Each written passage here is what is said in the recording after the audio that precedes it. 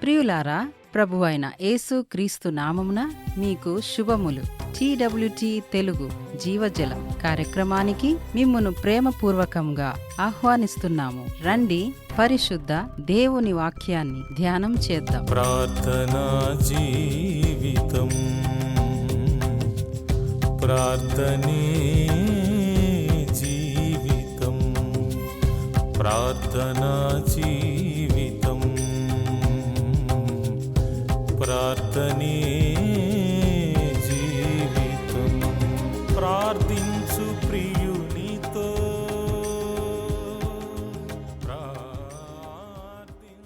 దేవుని వాక్యాన్ని వినటానికి చేరివచ్చిన రేడియో శ్రోతలందరికీ ప్రభు అయిన యేసుక్రీస్తు నామమున శుభములు తెలియజేస్తున్నాను. ఈ రేడియో వర్తమానాల ద్వారా ఆత్మీయంగా బలపడుతున్నారని మేము నమ్ముతున్నాం. రండి, రేడియోకు దగ్గరగా కూర్చొని కుటుంబ సమేతంగా దేవుని వాక్యాన్ని వినాలని మిమ్మును ప్రేమపూర్వకంగా మనవి చేస్తూ ఉన్నాను.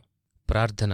ప్రేమగల పరిశుద్ధుడా, మా ప్రియ పరలోకపు తండ్రి, వాక్యమయున్న దేవా, మీరు మాట్లాడమని ప్రార్థిస్తున్నాను. మీ వాక్యము సత్యము, అది మాకు నెమ్మదినిస్తుంది. మా త్రోవకు వెలుగయున్న నీ వాక్యాన్ని వివరించమని, ఈ వర్తమానాన్ని వింటున్న ప్రతి ఒక్కరిని ఆశీర్వదించమని మీ ప్రియకుమారుడైన యేసుక్రీస్తు పరిశుద్ధ నామమున ప్రార్థిస్తున్నాము పరలోకపు తండ్రి. ఆమెన్.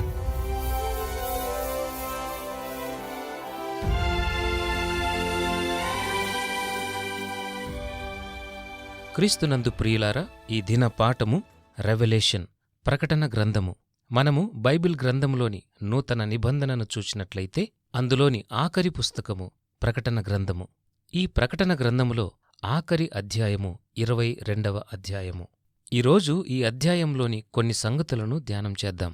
ప్రకటన గ్రంథము 22వ అధ్యాయము 13వ వచనంలో ఇలాగు రాయబడి ఉన్నది: నేనే అల్ఫయు ఒమేగాయు, మొదటివాడను కడపటివాడను, ఆదియు అంతమునయ్యున్నాను. అంటే యేసు ప్రభువు మొదటివాడును కడపటివాడును ఆరంభమును ముగింపును ఆయనే. అల్ఫా అనేది గ్రీకు భాషలోని అక్షరములలో మొదటిది. ఒమేగా అనేది ఆఖరిది. నేను మొదటివాడను కడపటివాడను అంటే సర్వమును ఆయనే.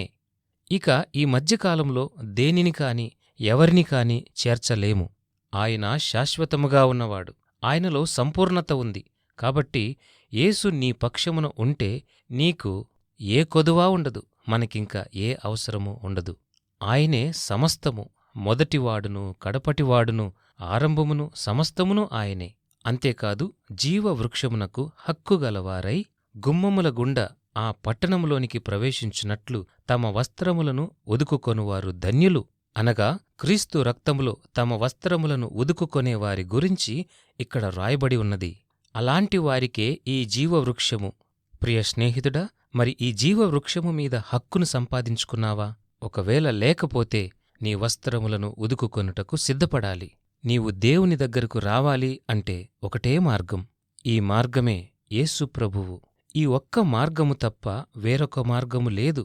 ఈ విషయాన్ని యేసు ప్రభువు తన బోధలలో స్పష్టముగా చెప్పాడు. నేనే మార్గమును సత్యమును జీవమునయున్నాను. నా ద్వారా తప్ప ఎవడునూ తండ్రి యొద్దకు రాడు. ఆయన మన కొరకు రక్షణను సిద్ధపరచడమే కాక మనము ఆయనను నమ్ముకునున్నట్లు చేస్తాడు. మరి నీవు నమ్ముచున్నావా? గమనించండి, పరిశుద్ధాత్మదేవుడు మనము ఆయన యందు విశ్వాసముంచునట్లు చేస్తాడు. తండ్రి అయిన దేవుడు యేసుప్రభును వెంబడించునట్లు చేస్తాడు. కాబట్టి మన రక్షణకు తండ్రి, కుమార, పరిశుద్ధాత్మ దేవుడు అవసరము. ప్రియ శ్రోతలు, యేసుప్రభువు దావీదు యొక్క వేరుచిగురుగాను, యెషయి మొద్దుగాను, వేకువచుక్కగాను తన్ను తాను చెప్పుకుంటూ ఉన్నాడు. అంతేకాదు, ఆయన ఈ లోకానికి వెలుగయున్న దేవుడు. మనకు రక్షణ మార్గంను చూపిస్తాడు. మరి ఆ రక్షణను సంపాదించుకున్నావా? లేనట్లయితే ఒక తీర్మానాన్ని నువ్వు తప్పక తీసుకోవాలి. ఇదే రక్షణ దినము, ఇదే అనుకూల సమయమని బైబిల్ గ్రంథము చెప్తున్నది. మరి ఇంకెందుకు ఆలస్యము? ప్రియ శ్రోతలు, మీకు గుర్తుందా, మనము గత వాక్య ధ్యానంలో మెదడు గురించి మాట్లాడుకున్నాం కదా. కొంతమంది తమ మనస్సుకు దేవునికి ఇవ్వవలసిన స్థానమును ఇస్తారు.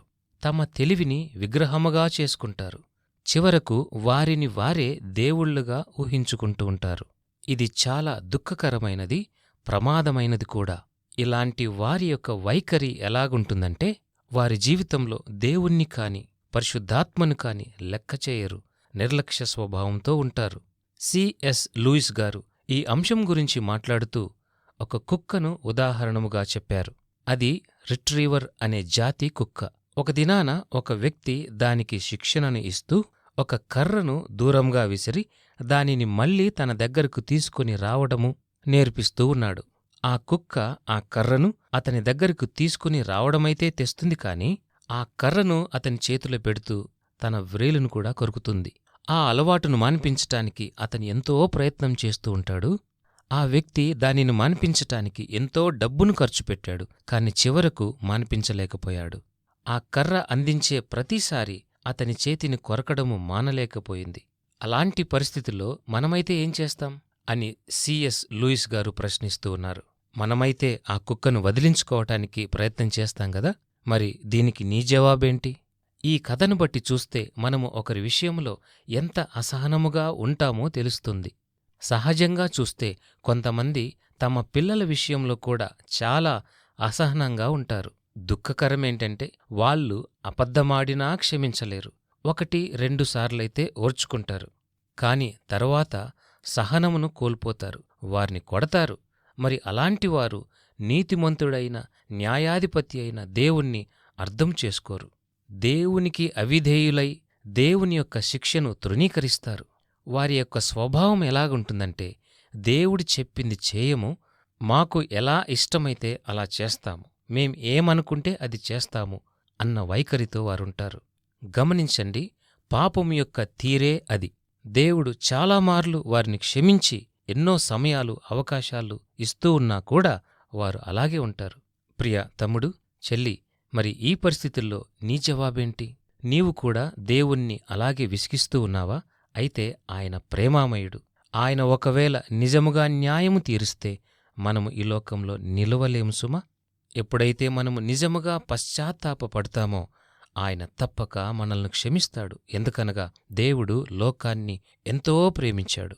కాగా ఆయన తన అద్వితీయ కుమారునిగా పుట్టినవానియందు విశ్వాసముంచు ప్రతివాడును నశింపక నిత్యజీవము పొందునట్లు ఆయనను శిలువకు అప్పగించాడు.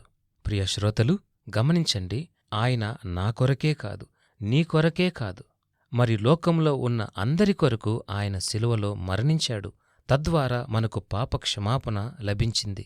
ప్రభువైన యేసుక్రీస్తు మనందరినీ ప్రేమిస్తూ ఉన్నాడు. మన ఒక్కొక్కరి కొరకు తన ప్రాణమును అర్పించాడు. కాబట్టి మనము నిత్యాగ్నికి పోనవసరం లేదు.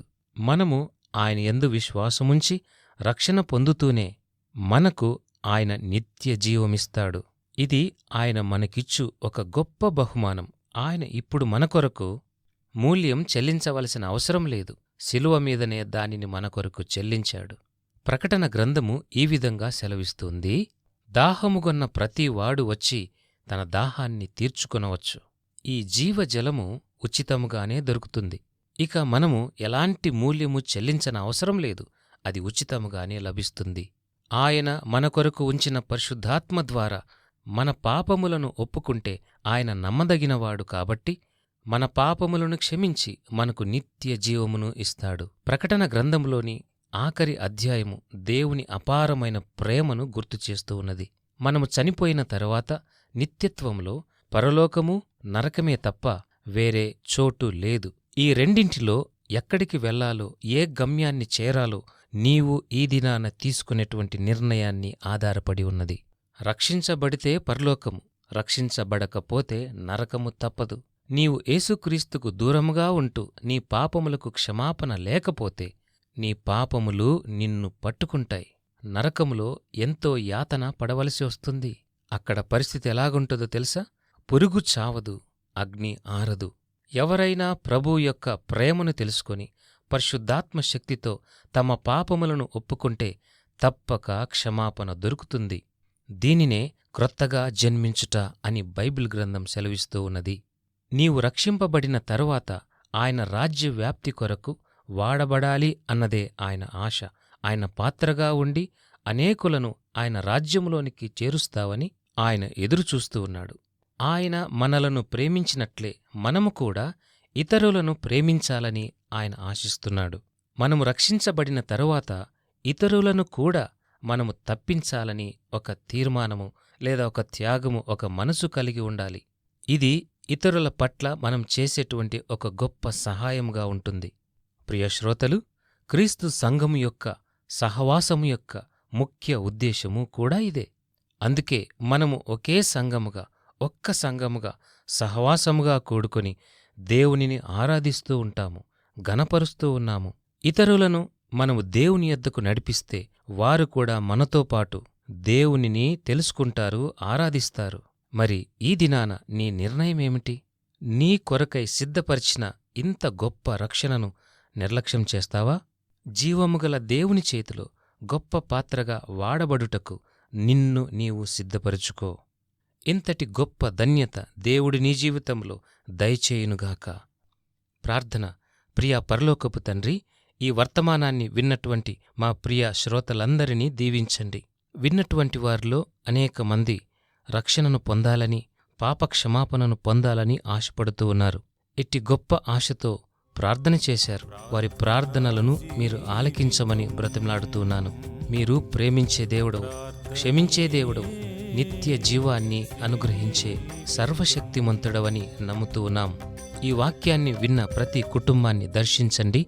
వారి కుటుంబాలలో ఉన్న అసమాధానాన్ని తీసివేయండి, సమస్యలను తొలగించండి. మీరు పరమ వైద్యుడు కనుక అనారోగ్యంతో బాధపడుతున్న వారిని దర్శించి తాకి స్వస్థపరచమని ప్రార్థిస్తూ ఉన్నాను. ఆదరించి ప్రతి కుటుంబంలో శాంతి, సమాధానము, నెమ్మదిగల వాతావరణాన్ని అనుగ్రహించుదరని మీ ప్రియకుమారుడైన యేసుక్రీస్తు నామమున ప్రార్థిస్తున్నాము పరలోకపు తండ్రి. ఆమెన్. పాపము చేత చచ్చియుండగా నీ ప్రాణమిచ్చి బ్రతికించినావే.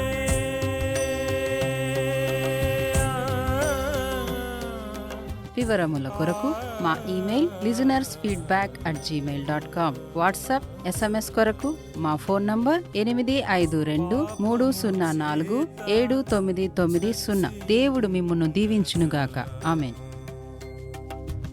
నీ ప్రాణమిచ్చి బ్రతికించినావే.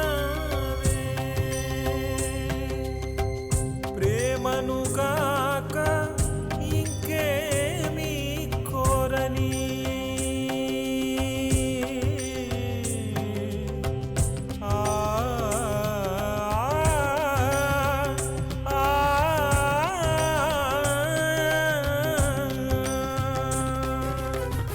ప్రేమను గాక ఇంకేమీ కోరని యేసులో నిలిచెద ప్రార్థన చేయుచు, యేసులో నిలిచెద ప్రార్థన చేయుచు. ప్రార్థనా జీవితం, ప్రార్థనే జీవితం.